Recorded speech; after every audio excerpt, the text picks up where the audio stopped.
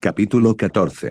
Hay pocas vistas en el mundo más tranquilizadoras que la del desierto de arena al amanecer. El aire era tranquilo y fresco, sin ni siquiera un rastro del calor asesino que reinaría aquí en un par de horas. Las dunas iluminadas por los rayos de sol oblicuos forman una imagen extrañamente bella de curvas suaves y rojizas de dunas y sombras profundas. En este momento la naturaleza simplemente respira paz. Sin embargo, la apacible contemplación en la que estaba sumido Kakashi fue interrumpida por Sasuke. Se acercaba una tormenta. Siguiendo el gesto del estudiante, el Jounin pudo distinguir un hilo oscuro apenas visible en el horizonte. El Sharingan de Uchiha parecía ver más. Samun, bastante inusual para esta época del año. Uga se estiró pensativo.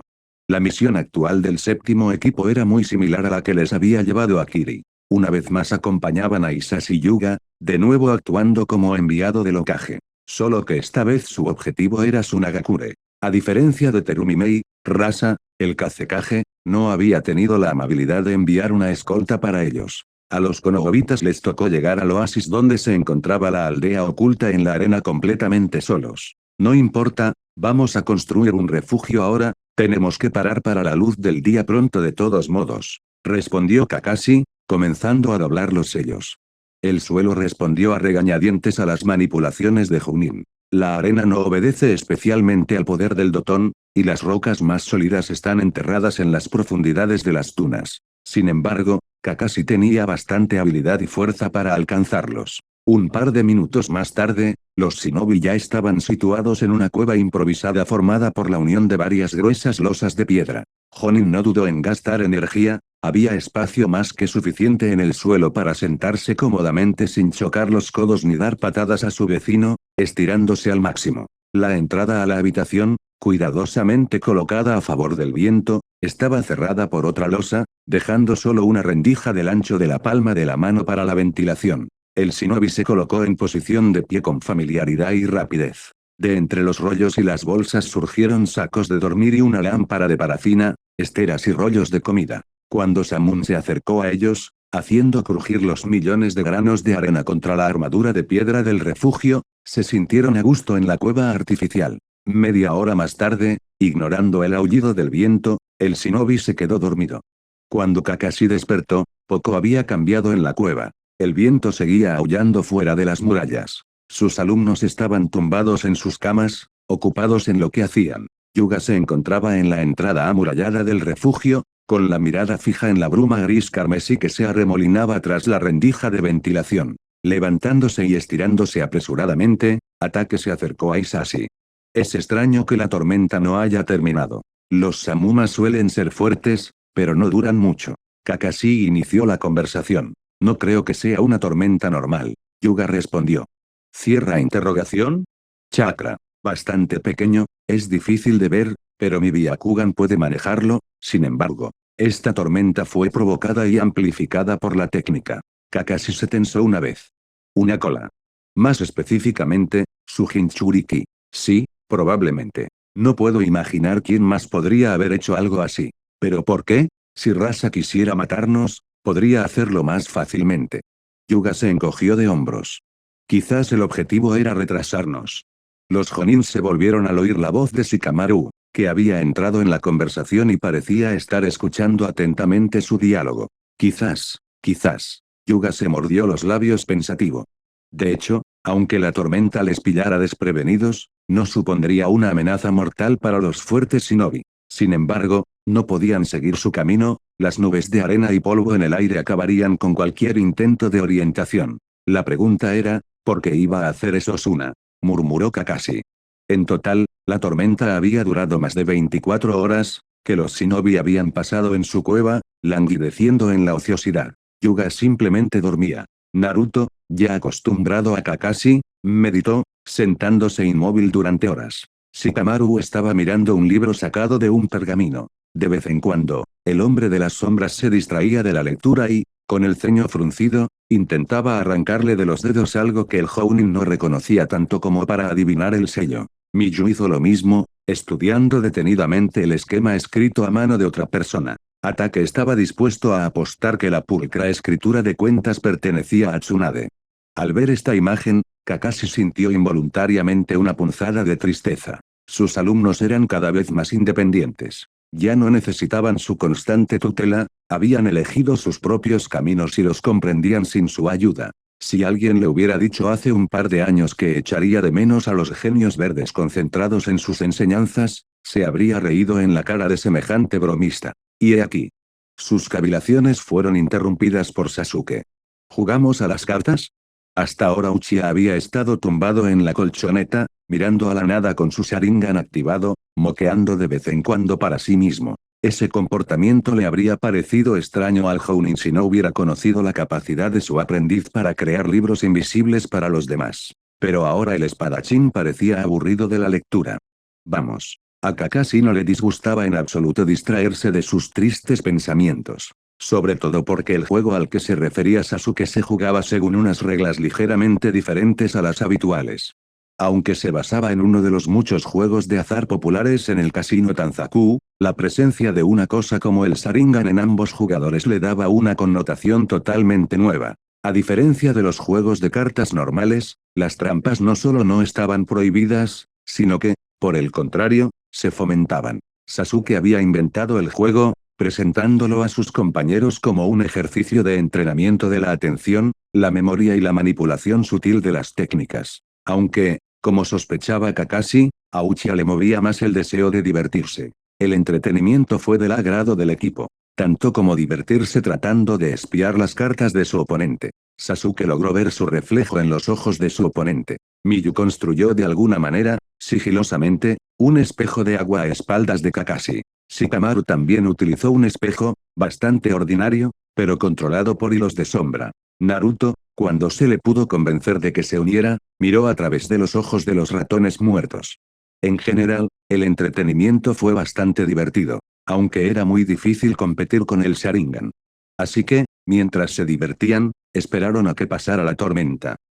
Tsunagakure se encontraba en un gran oasis, encerrado en un anillo de roca que contrastaba tanto con el desierto plano que lo rodeaba que su origen no natural estaba fuera de toda duda. Pero ¿quién lo construyó, y cuándo? Sigue siendo un misterio. Algunos especularon que el cráter era el resultado de una enorme roca que había caído del cielo, un suceso raro, pero que había sido documentado muchas veces en las crónicas. Algunos han especulado con que el cráter fue originalmente el resultado de la caída de una enorme piedra del cielo, un hecho poco frecuente descrito en las crónicas. Antes de que los shinobi y su dogon llegaran y perfeccionaran y dieran forma a las paredes del cataclismo. De una forma u otra, Suna tenía una excelente protección, tanto contra los vientos del desierto como contra los ataques enemigos. El anillo de elevación de muchas decenas de metros de acantilados escarpados se cortaba solo en dos lugares, desde el norte y el sur había desfiladeros, pasajes estrechos a través de los cuales las caravanas con provisiones y los raros visitantes podían entrar en la ciudad.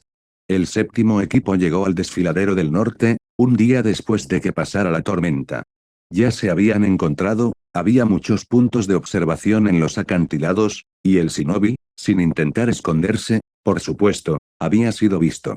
Saludos, se dirigió primero a ellos el shinobi de Suna, haciendo una ligera reverencia, soy Otokaze, el Jonin de Tsunagakure.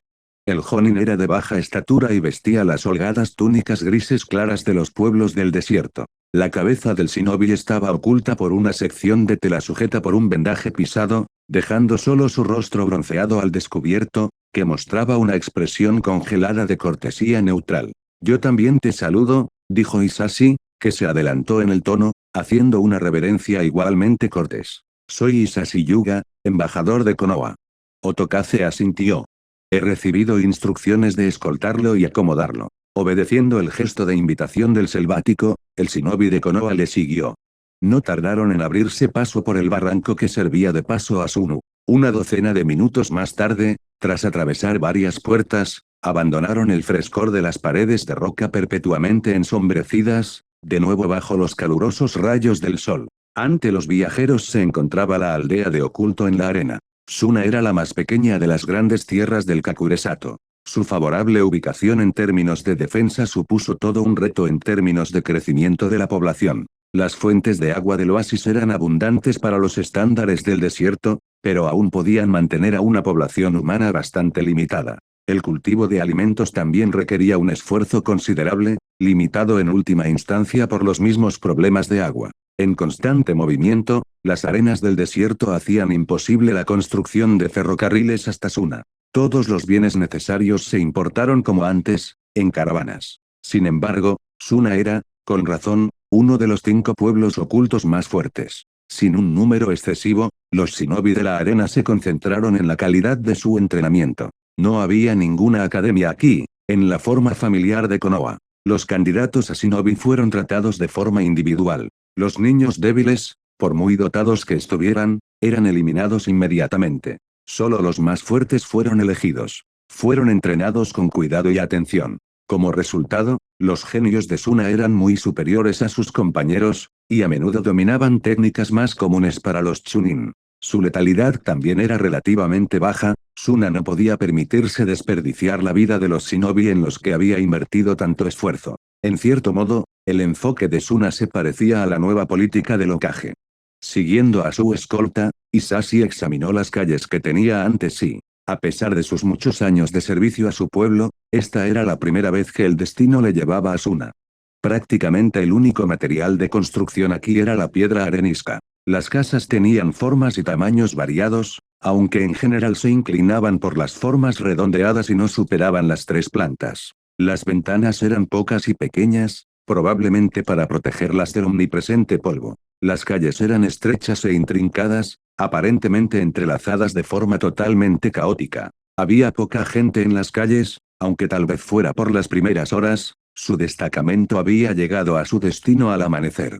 Todos los transeúntes iban envueltos en túnicas sueltas de color claro, la mejor opción de ropa en un clima así. El pueblo Kono también se vistió con algo similar al iniciar su travesía por el desierto. Pronto, Otokaze les condujo a un pequeño edificio de 2 plantas situado en uno de los callejones traseros, no muy lejos de la residencia del Kazekage, una inusual estructura de forma esférica que dominaba la ciudad, superando con creces el tamaño de las demás casas. Yuga no pudo evitar notar que los saludaron con mucha menos amabilidad que en Kiri. La extraña casa no era una posada de moda, que proporcionaba un confort muy mediocre a sus huéspedes. Un guardia formado por un par de chuninis con el ceño fruncido estaba apostado en la planta baja, y un Bakugan activado furtivamente informó a la propietaria de que tenía más que suficiente con lo que hacer. Había 4 shinobi más merodeando por el edificio. Solo cabía preguntarse qué motivaba tales precauciones, pero Yuga no creía que pudieran estar seriamente amenazados.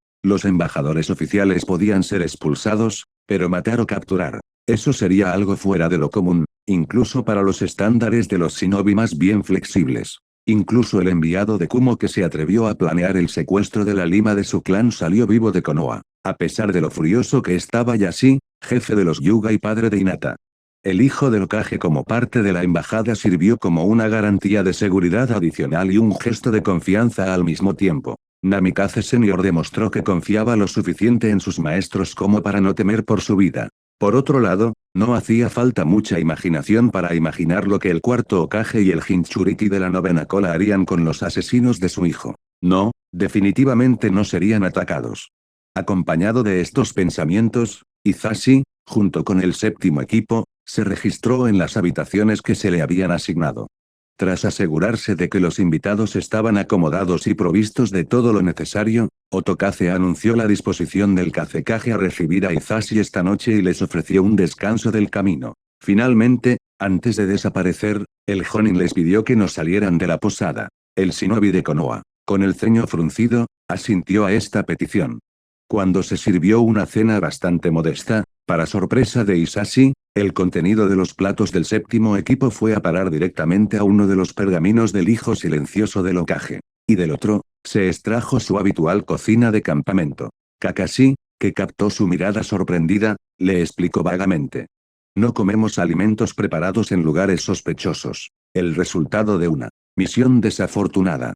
Hisashi asintió comprensivamente. En la vida de cualquier shinobi, a veces ocurren historias que inculcan los hábitos más extraños. El hecho de que el 7º equipo haya adquirido uno en su totalidad, conservando esa misma composición, dice mucho del experimentado hombre. Reflexionando, él también prefirió disfrutar de la comida habitual. Habían desayunado, o mejor dicho, cenado, los shinobi habían viajado por el desierto de noche, y empezaron a acomodarse para pasar la noche. Y, reafirmando la impresión de Yuga sobre el alto nivel del equipo, Shikamaru, Claramente acostumbrado, indicó, Naruto y Miyu son los primeros en el turno, Sasuke y yo somos los segundos. Kakashi, sensei, eres el último. Hisashi observó con interés que a Ataque no le había molestado este tipo de autocontrol. Jonin, al parecer, hacía tiempo que había puesto el control del equipo en manos del hombre de las sombras. Pensando por un momento, Hisashi decidió intervenir. Esta era una situación que se podía aprovechar. A mí también me gustaría estar de servicio. Sin embargo, un Byakugan no estaría fuera de lugar. Pero solo en el primer turno, si no te importa, necesito ir a mi reunión con el Kazekage con una buena noche de sueño. Mirándolo, Shikamaru se encogió de hombros. Como quieras, entonces Miyu está de guardia con Kakashi, sensei. Hisashi asintió satisfecho, como pensaba que haría, Nara no barajó el resto, dejándolo como compañero de Namikaze. Se les asignó la mitad de la primera planta del hotel. Las habitaciones estaban decoradas a la manera minimalista habitual de Suna, paredes desnudas acabadas con un ligero yeso decorativo, finas alfombras que ocultaban el suelo de piedra, sin adornos y con un mínimo de comodidades esenciales. Un estilo lógico para los habitantes del escaso desierto, en opinión de Yuga. Los residentes de Kono disponían de 8 pequeños dormitorios con un mínimo de mobiliario, y un gran salón con una escalera que bajaba a él. Aquí el mobiliario era más rico, con una gran mesa y unos cómodos sillones de madera. Se podía ver a 2 shinobi sentados allí de guardia. El tiempo pasó lentamente. La luz de las pequeñas ventanas bajo el techo era cada vez más brillante. El aire se calentó gradualmente, convirtiéndose en un horno familiar. Se hizo el silencio en la sala, el compañero de Hisashi no tenía ninguna gana de hablar, congelado en una de las sillas. Sus ojos cerrados sugerían que estaba dormido, pero el experimentado ojo del Jonin pudo ver que los músculos de Namikaze tenían un tono poco acostumbrado a los durmientes. En las 2 misiones juntas ha llegado a conocer al rubio lo suficiente como para no sospechar que es un novato tonto. Pero, de un modo u otro, tendría que iniciar la conversación. ¿Puedo preguntarte algo? Finalmente Yuga rompió el silencio. Puedes intentarlo. Tal y como pensaba, Naruto se despertó, abriendo al instante los ojos y transfiriendo una mirada indiferente al Jounin. Probablemente no sea un secreto para ti que el Byakugan puede ver el chakra, incluyendo el que se esconde dentro del shinobi, en su sistema de chakra. Sí. Qué pena que un Byakugan no pueda activarse sin que se note mirando directamente a la cara del interlocutor. A Hisashi no le importaría saber ahora mismo cómo se comportaba el extraño chakra en el cuerpo del Chunin. Pero no creo que sepas que la distancia es casi irrelevante para esta habilidad. Puedo ver el sistema de chakra de un shinobi en cualquier lugar dentro de unos pocos kilómetros. Si puedo ver a un shinobi, también puedo ver su chakra. Hisashi hablaba sin prisa y con calma, intentando adormecer a su interlocutor. De todos modos, por aquel entonces en Kiri nunca me decidí, pero ahora te lo voy a preguntar directamente, ¿sabes por qué las estructuras que impregnan tu cuerpo se vuelven invisibles a un par de docenas de metros de distancia? Al hacer la pregunta inesperada, la primera que le molestaba, los ojos de Yuga se clavaron en el rostro de Naruto, esperando leer algo en él. Él, un negociador experimentado, lo consiguió, y lo que vio hizo que el Jounin se tensara. La mirada del rubio seguía siendo igual de indiferente, pero ahora ya no lo era ante el tema planteado por su interlocutor. Ahora era la indiferencia de un asesino, calculando dónde y cómo atacar. ¿Se ha metido donde no debía? Sin embargo, sea lo que sea, Namikaze no parecía tener la intención de iniciar una pelea. Solo puedo suponer que esto es una característica del Shiton. La voz de Naruto seguía siendo firme y tranquila. Tal vez estaba alucinando con la voluntad de matar. Muy interesante. Pero he visto bastantes Kekkeigenkai en acción, y ninguno ha tenido un efecto tan extraño. Después de ver eso, el deseo de seguir el tema en el Jounin se desvaneció. El rubio le miró durante un rato, en silencio y con atención, y luego respondió bruscamente. Si me ayudas con un experimento, te contaré el secreto. Por supuesto. Yuga estaba bastante sorprendido, pero no iba a dejar pasar una oportunidad inesperada. Describe lo que ves en mi cuerpo ahora. Sin esperar más peticiones, Hisashi activó el Byakugan. El mundo se volvió habitualmente transparente y nítido. Jonin lo vio todo. El sótano de la posada y los pájaros volando en el cielo, los shinobi de Suna discutiendo en la entrada, y el cocinero bullendo en la cocina. Un extraño mundo de trazos y contornos se presentó ante sus ojos. Se concentró en un solo elemento, y este creció en volumen y color, permitiéndole captar los detalles. Solo algunos edificios fuin protegidos, como la residencia del Kazekage, permanecían opacos a sus ojos. Centrándose en el Chunin que se sentaba a su lado, Hisashi contempló el conocido cuadro. Veo hilos finos. Muchos miles de ellos. Atravesando tanto el músculo como el hueso. Y parece que... ¿nervios duplicados? El Jounin miró interrogativamente a Naruto. Curioso. ¿Qué ves ahora? El rubio ignoró la pregunta. Los hilos han desaparecido, ahora es como si el chakra fluyera por los vasos sanguíneos. Y ahora. Hilos de nuevo, pero mintiendo de alguna manera diferente. Solo en los músculos. Es esa toda la diferencia con respecto a la primera vez. Hisashi se fijó mejor, la pregunta implicaba que también debía haber otra diferencia. Pero después de unos segundos tuvo que admitir la derrota, no veo otra. Gracias, me ha dado mucho sentido. ¿Era la imaginación de Hisashi, o había ecos de satisfacción deslizándose en la voz indiferente de Naruto? Glad, ¿no compartirás qué exactamente? No. En cuanto al secreto que te prometí, aquí está, mi Kekkei Genkai no consiste en liberar a la muerte, per se, sino en la capacidad de llamar a alguna fuerza externa, tal como usa el Sen Chakra. Y ya su manifestación es lo que una vez llamé un Shiton. Hyu tardó un tiempo en digerir la asombrosa noticia. Tras lo cual se produjo una pregunta lógica. Pero, ¿no es Sen Chakra? No. Nadie sabe lo que es. El sabio sapo del monte Myoboku me llamó Antisenin. Las últimas noticias sumieron a Yuga en una reflexión aún más profunda. Puedo contar con que esta información no llegue más allá de ti, bueno, y probablemente del jefe de tu clan. Sí, absolutamente. Asintió distraídamente, aún sumido en sus pensamientos. El siguiente cuarto de hora transcurrió en silencio.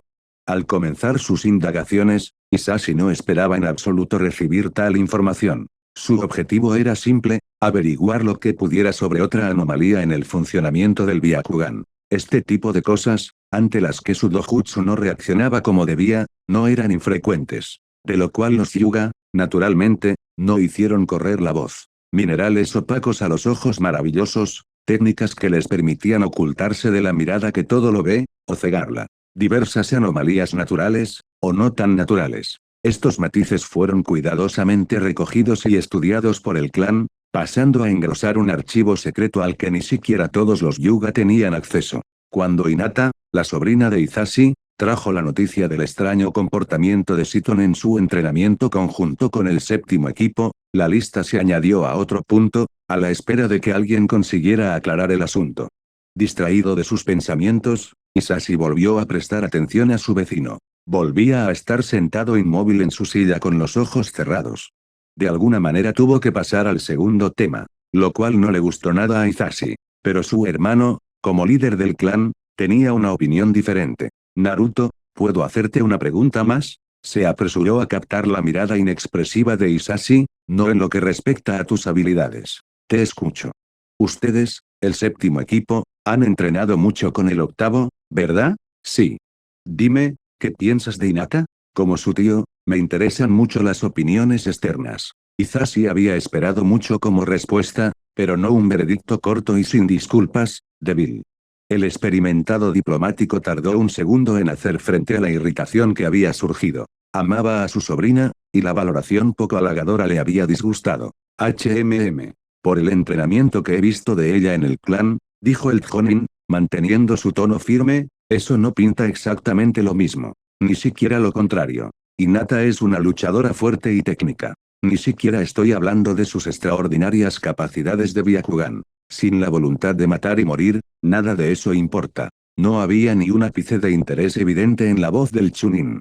Hisashi frunció el ceño, analizando la respuesta. La parte de la matanza era bastante comprensible, ese pensamiento no podía dejar de aparecer en la mente de un shinobi sensato. La importancia de la segunda parte era más difícil de entender. La frase decía mucho de Namikaze, aunque él no fuera consciente de ello. Hinata tomó su primera sangre hace mucho tiempo, de eso estoy seguro. El Jounin objetó. Y no creo que las misiones del equipo 8 en más de un año y medio hayan sido sin bajas. Es posible. La cuestión es cuánto tiempo le llevó tomar una decisión. Y que pronto ese hipo resultaría fatal. A eso, el Jounin no pudo encontrar nada que objetar. Sí. Hinata es ese tipo de persona, blanda. Pero estoy seguro de que tiene un núcleo en ella. Podría convertirse en una gran shinobi. Probablemente. Naruto repitió. Pero, por ahora, veo a una persona con la mala suerte de haber nacido shinobi. Una profesión pacífica le vendría mucho mejor. Esto es todo. La conversación ya llegó a donde tenía que llegar. No todas las kunoichi corren por los campos, poniendo su piel bajo la maquinaria y el hierro. Algunos se quedan en casa. Por ejemplo, los que tienen familia. Creo que Hinata sería una buena esposa. Hisashi guardó silencio, esperando la reacción de su interlocutor ante la última frase. Lo único que esperaba era otro. Tal vez. Jonin estaba confundido. Pensó que la insinuación de la última frase era bastante transparente. Pero, por desgracia, es evidente que se equivocó. Dando por terminada la conversación, Naruto volvió a cerrar los ojos. Todo lo que Hisashi tenía que hacer era permanecer en silencio. Bueno, con razón, preguntar directamente cómo se sentía Namikaze con la idea de casarse con Hinata sería demasiado. Antes de Minato Namikaze, todos los Hokage eran de clan. Hashirama y Tobirama pertenecían al gran clan Senju, y Ruzenal, aunque pequeño, clan Sarutobi. Minato fue el primer precedente de un sombrero de Hokage para un shinobi sin clan. Hubo pocas objeciones al respecto. El aprendiz de Jirai tuvo tiempo de demostrar su poder de lucha al máximo, anotando combates con oponentes como el Jinchuriki de 8 colas y el Raikage. Sin embargo, para los miembros del clan, seguía siendo una pepita rara, nada más. Sin Kusina, tal vez alguien habría intentado casarse con él, para aceptar a una sangre fuerte en el clan, pero no había tontos que se entrometieran en la relación entre un Jinchuriki y un luchador de nivel Kage. Su interés por la familia Namikaze se reavivó cuando Naruto se graduó en la academia. Aunque ni él ni su padre parecen haber ocultado la existencia de Seaton, los clanes solo se enteraron con la aparición del expediente del genin Namikaze, en el que por primera vez se plasmó en papel tal matiz. El descendiente de una pepita rara, que a su vez puede haber resultado ser una pepita. ¿Sigue siendo un accidente o ya es una estadística? Una toma prometedora fue tomada y olvidada por el momento. La actuación de Naruto en la tercera fase del examen Chunin puso todo en su sitio. Al ver a Namikaze Jr. aplastando a sus oponentes, mostrando sin miramientos su abrumadora superioridad sobre sus compañeros en cuanto a poder y destreza, dos palabras surgieron involuntariamente en las mentes de aquellos que, por azares del destino, nadaban en las turbias aguas de la política, el clan Namikaze. Aunque hasta ahora solo era una posibilidad remota, aquellos que tenían que mirar años por delante, tomando decisiones no solo para ellos sino también para su pueblo, no podían dejar de hacer ciertos gestos hacia el recién acuñado Chunin. Ingresar en un clan incipiente no es lo mismo que simplemente verter sangre nueva y fuerte en sus filas. El secreto que había sellado el acceso a los archivos más recientes de la iniciativa no había hecho más que intensificar el interés de los clanes.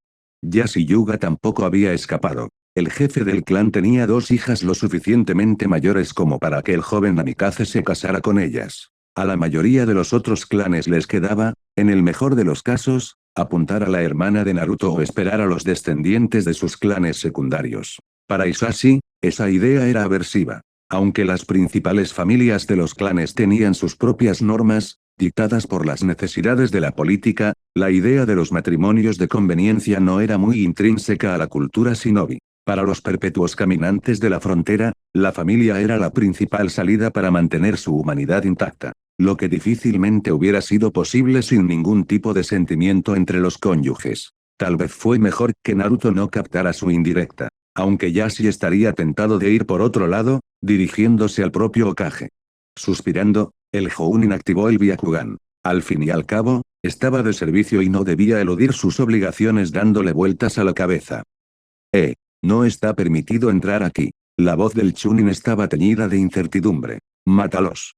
Bueno, apártate de mi camino. La voz del chico bajito y pelirrojo era tan fría como la nieve, sin que Suna la viera. Sin esperar respuesta, avanzó.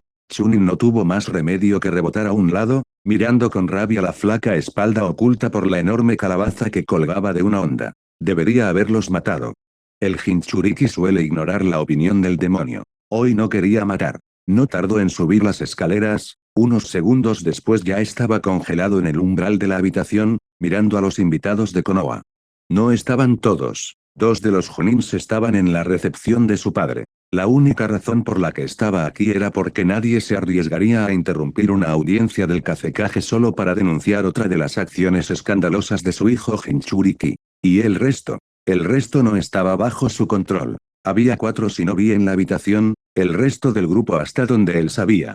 Justo enfrente de la entrada había una morena sentada en una mesa, que ahora miraba con curiosidad al intruso, sin dejar de barajar una baraja. A su lado estaba sentada una bonita kunoichi, que lo miraba con recelo desde sus flequillos marrones, sosteniendo un montón de papeles. Otros 2 shinobi estaban sentados en sillas en diferentes rincones de la sala. El rubio ignoró la aparición de su invitado y siguió sentado con los ojos cerrados. ¿Durmiendo? La otra morena, lanzándole una mirada irritada, volvía a clavar los ojos en un libro que tenía en su regazo. «Mátalos». La pausa se prolongó, y mientras tanto, el Jinchuriki no sabía cómo iniciar una conversación. Estaba a punto de abrir la boca, a punto de decir un banal hola, cuando el demonio preso en su cuerpo decidió estallar. Con un fuerte grito audible solo para él, comillas he dicho que maten. El hombre de una cola volvió a intentar romper la jaula del sello que lo retenía. Una vez más, ha fracasado. Y, una vez más, el miserable sello no logró contener todo el ki del demonio, arrojando parte de él al mundo. Jinchuriki apretó los dientes, preparándose para añadir a su colección de rostros distorsionados por el odio y la ira, al darse cuenta de quién estaba frente a ellos. Pero la reacción de Kono fue lenta. El moreno sentado en la mesa ni siquiera perdió el ritmo, barajando las cartas. La otra morena le miró con una mirada aún más irritada. El rubio ni siquiera se dignó a abrir los ojos. La kunoichi fue la que más reaccionó, estremeciéndose y dejando caer las sábanas que sostenía. Los papeles se esparcen alegremente por la habitación. Jinchuriki, ¿verdad? Preguntó el Taur con interés. Mi nombre es Gaara. Sí, soy un demonio. El demonio se presentó familiarmente. Extrañamente, el rubio reaccionó a esta afirmación, dignándose a abrir brevemente los ojos y lanzando una mirada ilegible a su invitado. El jugador de cartas sonrió. Bueno, digamos que no un demonio, ese no cabría aquí, sino su anfitrión. Soy Sasuke. Esta, señaló con la cabeza a la kunoichi, es Miyu. El rubio que finge ser un mueble es Naruto. Ese es Shikamaru. Un golpe a la morena molesta con el libro. ¿Qué es eso en lugar de un saludo? No. El de una cola está cabreado. A veces sucede. Aunque Gaara intentó no demostrarlo de ninguna manera, se sintió bastante aliviado. No solía tener una conversación normal con la gente, y el hecho de que el shinobi de Konoha permaneciera tan tranquilo era un alivio. Aunque sigue siendo incomprensible. ¿Por qué reaccionas con tanta calma ante el ki? Sasuke sonrió. Te lo mostraré en un momento. Naruto. HN. El rubio se dignó a abrir los ojos ante el grito. ¿Sería tan amable de mostrarle a nuestro invitado el creeper? La arena surgió de la calabaza, formando una esfera impenetrable alrededor de su maestro. El Jinchuriki utilizó instintivamente su mejor técnica defensiva. Pero no se produjo ningún ataque, la escalofriante sensación de la presencia de algo inimaginable se desvaneció un momento después. Tras un momento de duda, Gaara permitió que la arena volviera a entrar en la calabaza. ¿Qué fue eso? No pudo mantener el tono, su voz temblaba. Esto era algo que nunca había experimentado en su no tan larga vida. Era su ki. Genial, ¿verdad? Sasuke sonrió felizmente. Por cierto, su madre es una Jinchuriki de 9 colas. Bonito dango el que hace. Esta última noticia hizo que incluso el hombre de una sola cola se callara sorprendido, interrumpiendo su perpetuo murmullo sobre matar. Gaara trató de imaginarse haciendo un dango con alguien 9 veces más vicioso y poderoso que el de una cola en su cabeza. La imaginación se quedó corta. No lo creo. Y para nada. La morena no se sintió en absoluto ofendida por sus palabras. ¿Quieres jugar a las cartas? ¿O tienes un punto de vista? Gaara parecía confundido. Esperaba hablar con gente nueva, pero no esperaba que le ofrecieran un intercambio tan informal, aunque conocía su naturaleza. Lo haré, murmuró. Hizo una pausa para pensar. Pero no sé cómo. No puedo enseñarte, está bien. El moreno ya estaba barajando sus cartas. Pasa. Bueno. Mi estafa. Bueno. Este fue probablemente el juego más loco en el que Ulgrim había participado en sus 2 vidas. En equilibrio, al borde de un trance de batalla, sostenía la máscara de un descuidado Sasuke Uchiha, dispuesto a volarle la cabeza al desventurado Jinchuriki en cualquier momento. La pequeña provocación que implicaba al Barcaster había tenido éxito al máximo, este había revelado su defensa. Sanchiel fue rápido, pero no llegaría a tiempo. Y sin embargo, sus frenéticas sentadas continuaron. Al ritmo medido del metrónomo y a la fuerza zumbante de los hechizos defensivos de Barcaster, el espadachín siguió tocando, manteniendo una conversación ociosa sobre nada. Tal vez el Jinchuriki había sido enviado aquí para matarlos. Después de todo, en el desierto había enviado una tormenta para matarlos por alguna razón. Pero el Jinchuriki bien podría haber sido lo que parecía ser, un muchacho solitario que vino en busca de compañía. Y la razón para desencadenar la tormenta podría no tener nada que ver con la embajada de Konoha. Matar a un Jinchuriki por una vaga sospecha sería una vergüenza de proporciones verdaderamente históricas. Así que el espadachín dudó, asumiendo el riesgo de dar a su oponente el derecho de primer golpe. Para Gaara la actuación estuvo bien, pero Miyu y Shikamaru, que lo conocían desde hacía tiempo, captaron la falsedad. Nara ya no leía, sino que se limitaba a hojear el libro, con una mano oculta bajo la tapa. Ulgrim estaba dispuesto a jurar que él se reunió en un sello de concentración. Si no en algo más exótico y poderoso, el hombre de las sombras se había vuelto experto en esas cosas últimamente. Miyu, recogiendo sus papeles, se sentó de nuevo en la mesa, observando el juego. El Jinchuriki estaba a un tiro de piedra. En caso de lío, este último conseguiría probar lo bueno que era su escudo contra el bisturí chakra. Barcaster, por supuesto, era una causa perdida. Estaba preparado para demostrar a Suna, en cualquier momento, cuánto valía la vida de un combatiente nigromante. Gaara, ¿tenéis tormentas de arena a menudo? Miyu se unió de repente a la conversación, aparentemente aburrida. ¿O pretendía serlo? El Jinchuriki se congeló por un momento. Ahora no. Es extraño, dijo la Kunoichi distraídamente, sin mirar a Gaara, estábamos en uno de camino a ti. Tsunobeka arrugó la nariz. Bueno, probablemente sea mi culpa. ¿Cierra interrogación? Miyu miró interrogativamente al Jinchuriki. Incluso el crítico más exigente no podría leer nada más que un leve interés en su rostro. He estado practicando mi control de una cola en el desierto. No funcionó muy bien. Sucede, aceptó la chica con facilidad, no es gran cosa. Gaara asintió, concentrándose de nuevo en las cartas.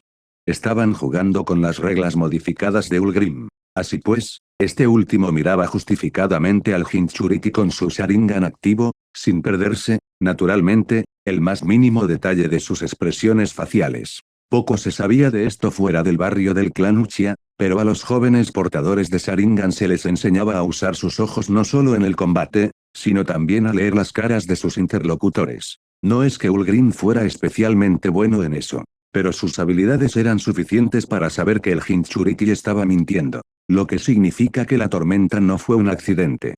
Aún así, no era suficiente con matar a Gaara. Así, mientras seguía escuchando el metrónomo, Ulgrim tocó. El frenético juego fue interrumpido por una rubia que irrumpió en la habitación unos 10 minutos después. Gaara. ¿Qué quieres, Temari? La voz del relajado Jinchuriki se volvió fría. En otra situación, Ulgrim habría apreciado la aparición de la Kunoichi, pero ahora estaba más preocupado por los vectores de ataque que se habían reordenado de golpe a causa de su nuevo adversario. Tu padre te convocó. La voz de la rubia vaciló. Estaba claro que desconfiaba de los Jinchuriki. Gaara se quedó helado, perplejo como le parecía a Ulgrim. Ya viene. Tsunobek se levantó de la mesa, tirando las cartas sobre la mesa. Ya dándose la vuelta para marcharse, dudó, y aún así se despidió, adiós. Gracias por el juego. Nos vemos de nuevo. Ulgrim se guardó el final de la frase, pero mejor que no, para sí mismo. Esperando a que los pasos del shinobi de Suna se disiparan en las escaleras, el espadachín se volvió hacia la chica sentada a su lado, Miyu, sigue la pista de ellos. No hizo más preguntas, aceptando obedientemente el informe, en la calle. Caminando por el callejón. Girando hacia la calle. Ulgrim dejó escapar un suspiro de alivio. Este era el momento más peligroso. Mientras el Jinchuriki estuviera a un brazo de distancia, aún podía esperar atraparlo. Pero en un combate a distancia, no tenía ninguna posibilidad. Bien. Sin embargo, eso fue un fallo. El espadachín se relajó en su silla, dejando que el metrónomo se callara. Cerca de allí, el vórtice de magia levantado por el Barcaster se desvaneció, el nigromante canceló la mayor parte de la protección, dejando solo los lazos del familiar fantasma. ¿No crees que exageraste con él?, comentó Shikamaru con desgana, dejando el libro a un lado. Tal vez lo sea. Ulgrim volvió a coger las cartas, barajando distraídamente su baraja. Excepto que no parece tener mucho control sobre su demonio si deja salir su ki de esa manera. y había mentido sobre el entrenamiento, la tormenta claramente no fue un accidente. Por cierto, Miyu, gracias. Bien jugado. De nada. Kunoichi sonrió. Aún así, dijo Nara, estabas dispuesto a matarlo a la primera de cambio. Hizo una mueca. Ahora empezaba a darse cuenta de que sus acciones estaban impulsadas más por la paranoia, por su costumbre de matar a cualquiera que pudiera asociarse con los demonios. Excepto que Shikamaru no podía explicarlo. Lo único que se te ocurre es que estamos en medio de un pueblo escondido que no es precisamente amigable con nosotros, y un Jinchuriki local irrumpe en la habitación con la intención de entablar una pequeña charla. Es un poco tenso. Bueno, vale. De mala gana, Shikamaru refunfuñó, volviendo a su libro. Salieron de Sun a la tarde siguiente.